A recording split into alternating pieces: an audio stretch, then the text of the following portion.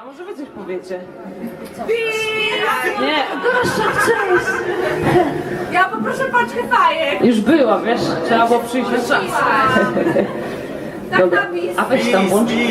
No dobra, poczekaj, dobra, weź tam. Czekaj.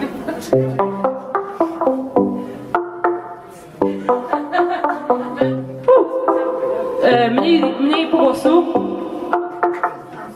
Dobra.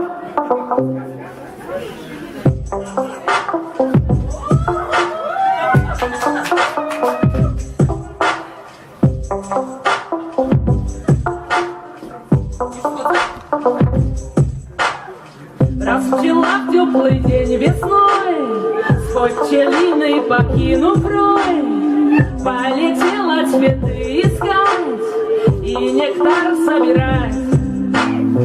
А внизу по траве густой за ней гусеница с тоской все ползет, устремив свой взор на пчелу и простор.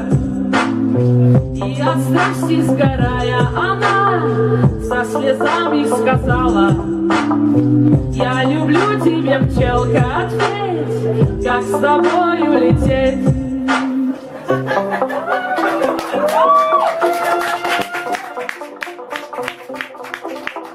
Dzięki.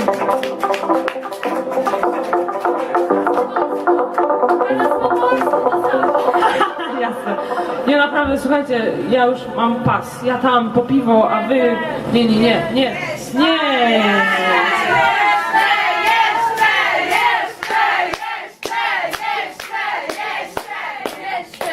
A co chcecie?